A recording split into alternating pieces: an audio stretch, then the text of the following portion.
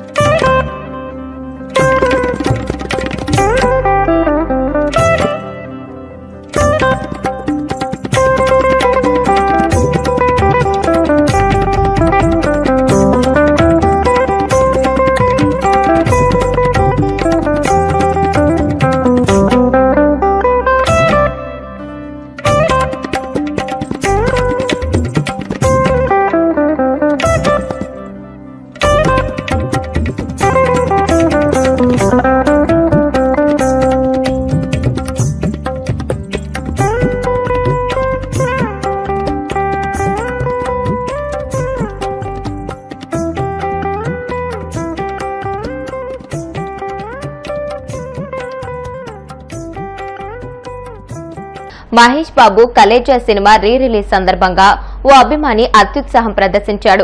విజయవాడలోని ఓ థియేటర్లోకి అభిమాని పాము పట్టుకుని వచ్చాడు. మహేష్ బాబు ఎంట్రీ సీన్ లో పాముతో నడిచి వచ్చే సన్నివేశాన్ని అనుకరించడం కోసం నిజమైన పాముతో థియేటర్లోకి వచ్చాడు. మొదట అది బొమ్మ పాము అనుకుని మిగిలిన ప్రేక్షకులు లైట్ తీసుకున్నారు. తర్వాత చేతిలో పాము కదులుతూ ఉండటంతో ప్రేక్షకులు భయభ్రాంతులకు గురయ్యారు. మహేష్ బాబు త్రివిక్రమ్ కాంబోలో వచ్చిన కలేజా సినిమా రీ రిలీజ్ లో సీన్లు పాటలు కట్ చేశారని అభిమానులు ఆగ్రహం వ్యక్తం చేశారు. హైదరాబాద్ లోని విశ్వనాథ్, సుదర్శన్, గుంటూరులోని మైత్రి మూవీస్ లో అభిమానులు థియేటర్ యాజమాన్యంపై మండిపడ్డారు. యాజమాన్యం ప్రింట్ అలానే వచ్చిందని చెబుతున్నా అభిమానులు వినలేదు. ఈ గొడవకు సంబంధించిన వీడియోలు సోషల్ మీడియాలో వైరల్ అవుతున్నాయి. మహానాడులో ముఖ్యమంత్రి చంద్రబాబు వ్యాఖ్యలను తెలంగాణ మాజీ మంత్రి జగదీష్ రెడ్డి ఖండించారు. 2004లోనే తెలంగాణలో చంద్రబాబు చరిత్ర ముగిసిపోయిందని అన్నారు. చంద్రబాబు వల్లే హైదరాబాద్ అభివృద్ధి జరిగింది అనడం హాస్యాస్పదమని సెటైరికల్ కామెంట్స్ చేశారు.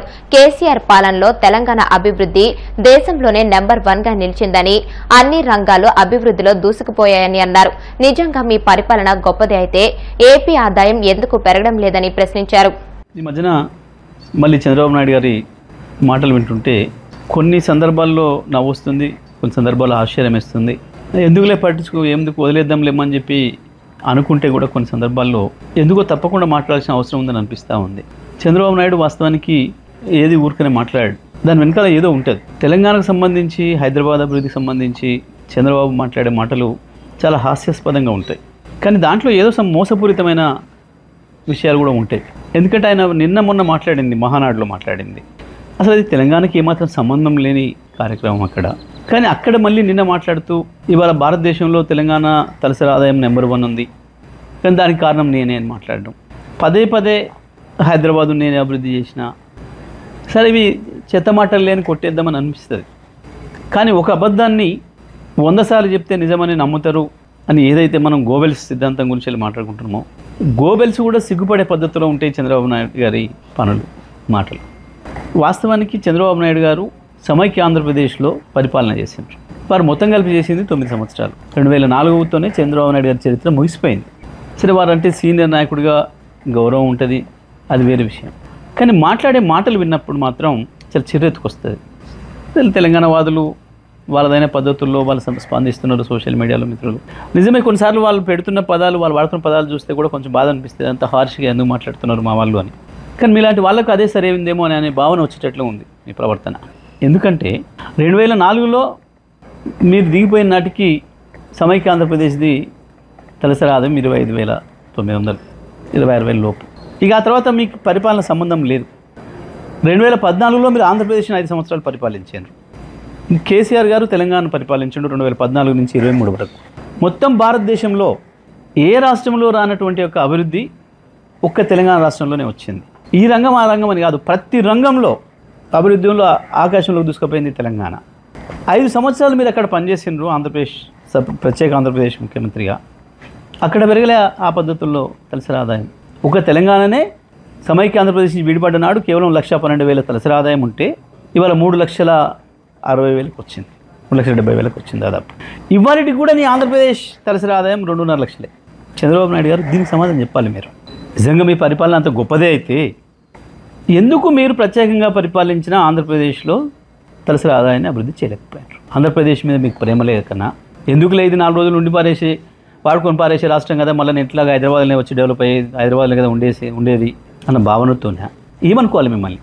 భారతదేశంలో మిగతా ఏ రాష్ట్రంలో కూడా మోడీ గారి డబుల్ ఇంజన్ రాష్ట్రాలు 25 ఏళ్లుగా మోడీ గారి పరిపాలనలో ఉన్న గుజరాత్తో సహా ఉత్తరప్రదేశ్, మధ్యప్రదేశ్, రాజస్థాన్ పైన టమాటా పెట్టెలు, కింద పశువులు, ఇలా వాహనంలో సెటప్ చేసి పశువులను అక్రమంగా తరలిస్తుండగా పోలీసులు పట్టుకున్న సంఘటన ములుగు జిల్లా ఏటూరు నాగారం మండల కేంద్రంలో చోటు చేసుకుంది. ఈ సంఘటనకు సంబంధించిన వివరాలు ఏఎస్పీ శివం ఉపాధ్యాయ వెల్లడించారు. సూర్యాపేట జిల్లా అనంతగిరి గ్రామానికి చెందిన పెరుమండ్ల లక్ష్మణ్ అనే వ్యక్తి భద్రాద్రి కొత్తగూడెం జిల్లా చర్ల మండలం నుంచి డీసీఎం వాహనంలో 17 పశువులను హైదరాబాద్లోని కబేలాలకు అక్రమంగా తరలిస్తున్నాడని తెలిపారు.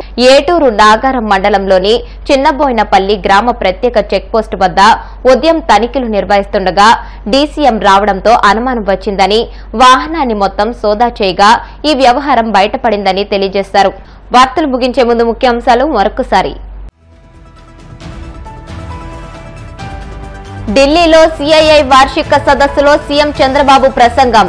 స్వర్ణాంధ్ర విజన్ 2047లో భాగస్వాములు కావాలని పారిశ్రామికవేత్తలకు పిలుపు. చంద్రబాబు మోసాలను ఎండగడుతూ జూన్ 4న వెన్నుపోటు దినం పేరుతో నిరసనలు. వైసీపీ రాష్ట్ర సమన్వయకర్త సజ్జల రామకృష్ణారెడ్డి వెల్లడి.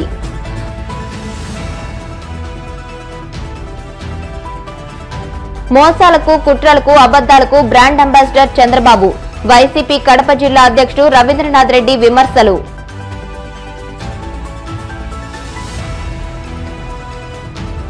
గోవింద నామస్మరణతో మార్మోగిన కోనసీమ తిరుమల, వాడపల్లి వెంకన్న దర్శనానికి పోటెత్తిన భక్తజనం. ఈ వార్తలు ఇంతటితో సమాప్తం. మరిన్ని వార్తల కోసం BCN digital YouTube channel, Facebook page ని ఫాలో అవ్వండి. అప్డేటెడ్ వార్తల కోసం ప్లీజ్ సబ్స్క్రైబ్.